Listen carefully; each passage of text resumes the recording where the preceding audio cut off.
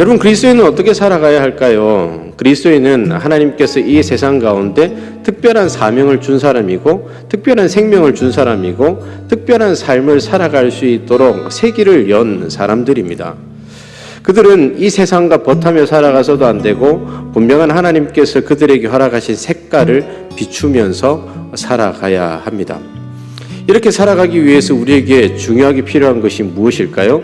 그것이 바로 거룩이라는 것입니다. 특별하게 살아가기 위해서 우리에게 필요한 것은 분명 하나님을 올바로 아는 것과 그 특별함을 담는 모습일 겁니다. 이러한 특별함을 아는 삶의 시작과 끝이 바로 예배입니다. 이 모든 것이 예배로부터 시작되고 예배로부터 끝나게 되죠. 그래서 1절에서는 예배를 이렇게 이야기하고 있는 거죠. 우리 몸을 하나님이 기뻐하시는 거룩한 산 제물로 드리라.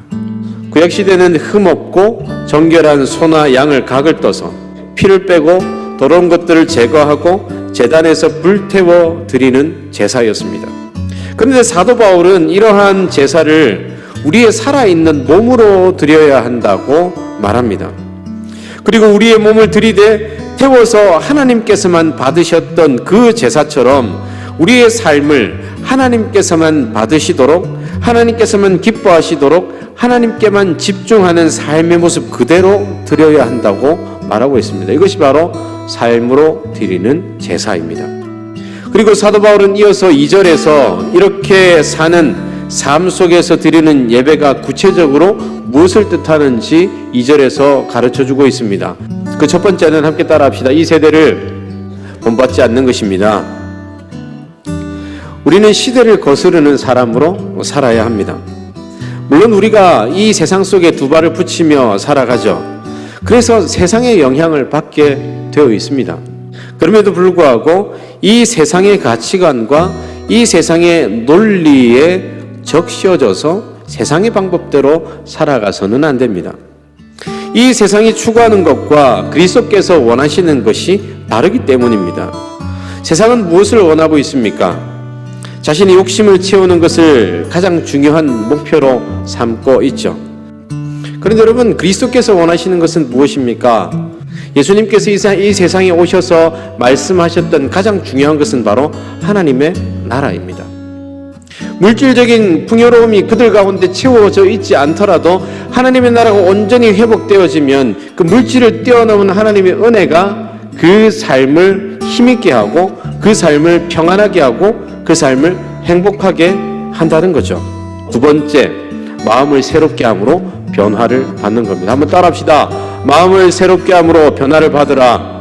여러분, 우리가 이 세대를 본받지 않는 것이 예배자로서의 거룩함을 나타내기 위한 첫 번째 걸음이라면 그 두 번째 걸음은 바로 마음을 새롭게 함으로써 이제 변화를 받는 겁니다.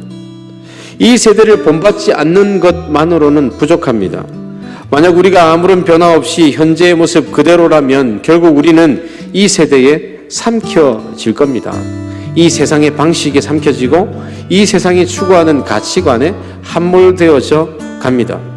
그래서 우리는 모든 생각을 바꿔야 하고 모든 관점을 바꿔야 합니다. 그리고 이 일을 행하시는 분은 바로 우리 안에 계시는 성령님이십니다. 우리의 삶의 순간순간을 하나님께서 기뻐하시는 것을 인도해 가시면서 때는 우리가 어려움에 부딪히기도 하시고 두려움을 겪게도 하시고 그 일들 속에서 하나님을 바라보게 하면서 그렇게 우리의 삶의 관점을 변화시키고 또 변화시켜 나가신다는 것입니다. 그런데 여러분, 이렇게 하기 위해서 우리에게 필요한 것이 무엇일까요? 세 번째, 하나님의 선하시고 기뻐하시고 온전하신 뜻이 무엇인지 분별하라. 여러분, 이렇게 예수님께서 지셨던 그 십자가와 같은 겸손하심, 그리고 가셨던 그 모든 길을 따라가는 우리가 배워야 할 것이 있다면, 그리고 깨달아야 할 것이 있다면 하나님이 기뻐하시고 선하시고 온전하신 그분의 뜻이 무엇인지에 대한 관점입니다.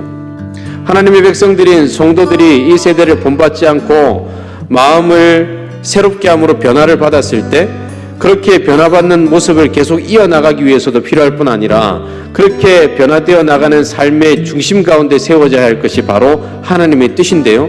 이 뜻이 바로 하나님의 말씀이라는 것입니다. 성령께서 우리를 새롭게 변화시키면서 그 기준으로 삼으시는 것이 말씀일 뿐만 아니라 이 말씀이 우리의 삶을 좀 더 신선하게 유지시켜 준다는 사실을 우리는 믿고 그 말씀 안에서 살아가는 삶이 되어야 할 줄로 믿습니다.